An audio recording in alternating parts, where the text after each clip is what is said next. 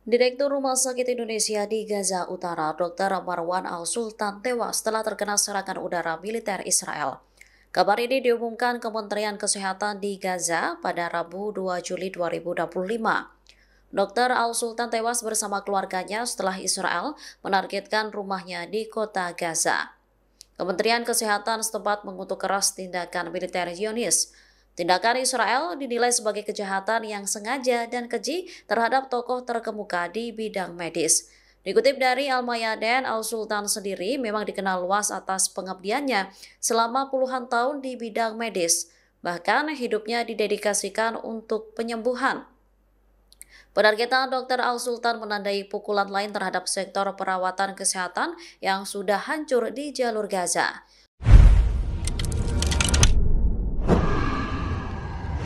Assalamualaikum warahmatullahi wabarakatuh. Waalaikumsalam warahmatullahi wabarakatuh. Alhamdulillahirabbil alamin. Pemirsa, kita kembali jumpa di ruang tayang di Bacain Berita. Mesti beritanya sudah ditunggu-tunggu untuk menjadi konsumsi penyimakan berita buat kita. Silakan Bung kameramen. Baik, Bang Alfian. Hari ini kita akan membahas saudara kita lagi di Palestina, Bang Alfian.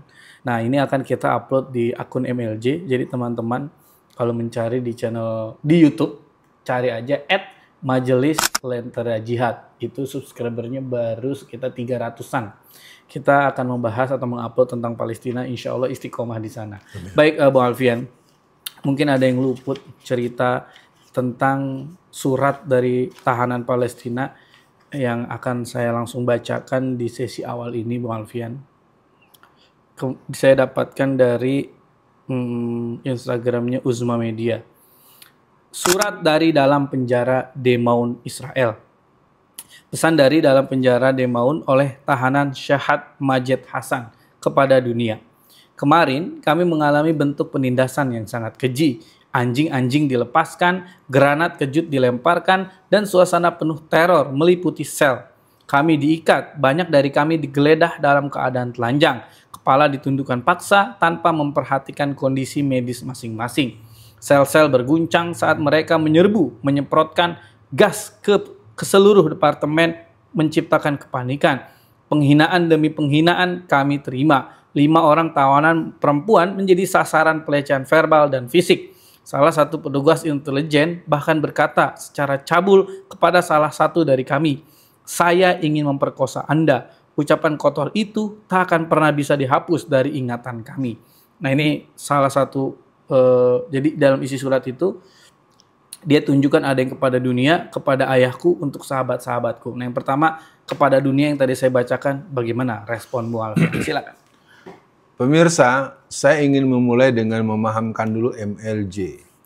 MLJ ini Majelis Lentera Jihad merupakan sebuah penamaan yang bukan tahu bulat goreng dadakan. Artinya dia bukan muncul secara emosional dan muncul begitu. Nah, mungkin sebagai bentuk penambahan wawasan bahwa MLJ ini merupakan channel yang disiapkan untuk memuat berita-berita perjuangan umat Islam. Mungkin kita akan banyak didominasi oleh perjuangan di Palestina, di Gaza, yang tetap tidak menutup kemungkinan untuk berita perjuangan di berbagai belahan dunia.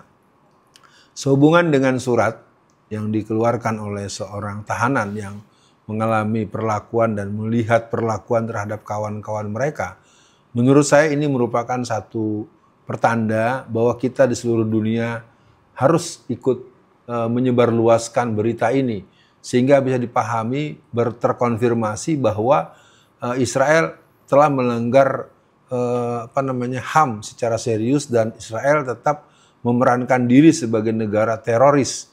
Nah, artinya teroris itu kan ada Israel, ada Amerika, ada negara-negara lain yang sebetulnya the real teroris. The real teroris yang kita tidak pernah mendengarkan dan tidak pernah diperdengarkan keterorisan mereka.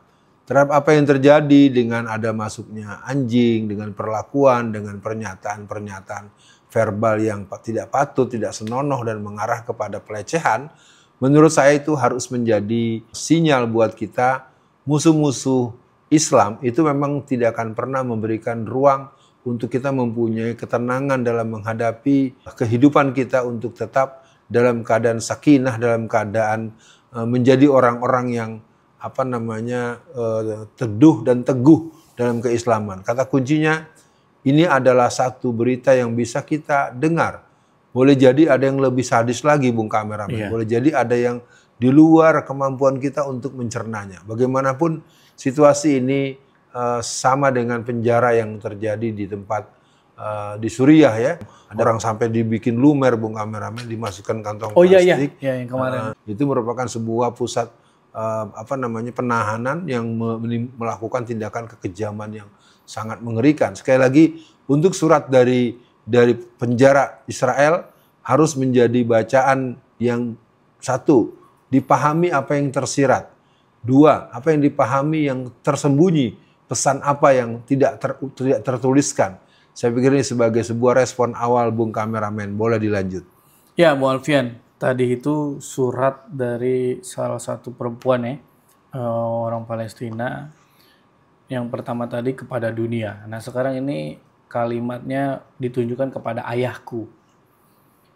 Kopi yang biasa ku buat untuk ayah adalah pekerjaan kecil yang kulakukan dengan cinta.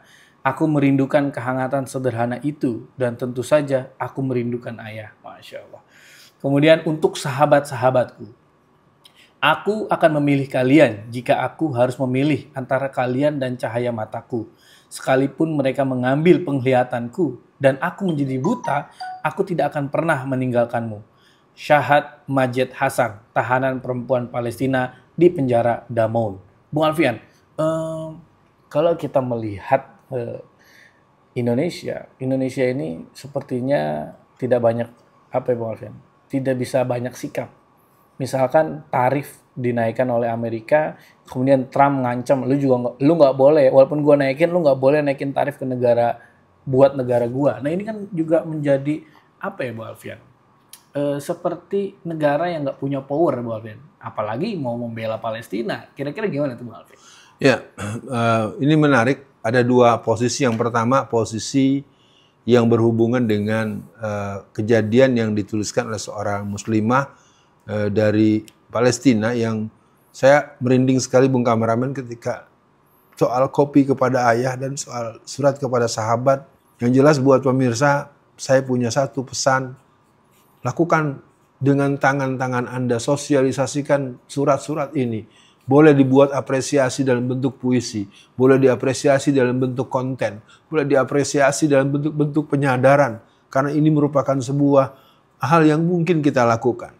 Dan yang kedua, tadi ada pernyataan dari seorang Trump yang menurut saya ini merupakan bentuk pelecehan secara konstitusi dan kenegaraan.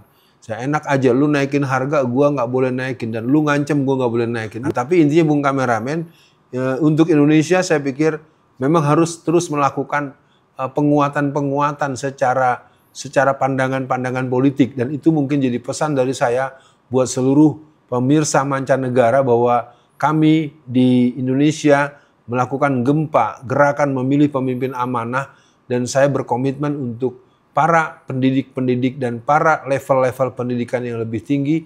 Kita akan membahas tentang geopolitik internasional, geoglobal, bagaimana sebetulnya tantangan dunia Islam, bagaimana peta dunia secara keseluruhan, dan bagaimana permainan intrik-intrik politik yang ada di berbagai belahan dunia. Untuk respon tengahan itu yang saya sampaikan, Bung Kameramen. Baik, Bung Alfian. Di Indonesia memang muncul kan banyak ikhtiar ya, Bung Alfian, dari banyaknya aktivis yang terus menyuarakan agar kita tidak diam untuk membela teman-teman kita dari Palestina.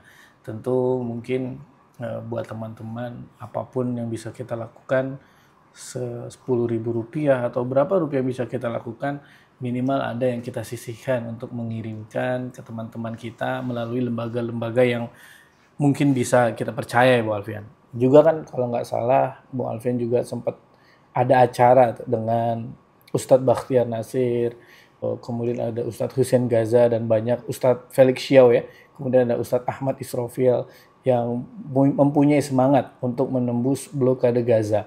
Jadi mungkin untuk akhir sesi kali ini, Bu Alfian, ada kalimat yang bagus yang sering berkolaborasi Instagramnya dengan Bu Alfian, yaitu jangan pernah lelah atau jangan pernah bosan menyuarakan tentang Palestina sampai kapanpun Bu Alfian. Karena untuk closing ini pesan Bu Alfian lah untuk masyarakat Indonesia, jangan pernah bosan Bu Alfian untuk menyuarakan pembelaan terhadap Palestina. Untuk closingnya silakan Bu Alfian. Ya, saya termakan oleh lahir batin saya. Jangan pernah lelah dan bosan. Ini mungkin bagian yang harus kita ambil dalam bentuk-bentuk rumus turunan atau bentuk-bentuk komitmen kita bahwa kita juga sedang dalam keadaan tidak baik-baik saja. Iya. Kita punya banyak persoalan yang berhubungan dengan pagar bambu, pagar laut di bambu yang semakin tidak jelas bagaimana proses hukumnya, bagaimana PIK 1, PIK 2 dengan segala kelakuannya, bagaimana Rempang Barelang-Galang dengan segala kejadiannya, bagaimana reklamasi yang berjumlah 37 titik itu bagaimana.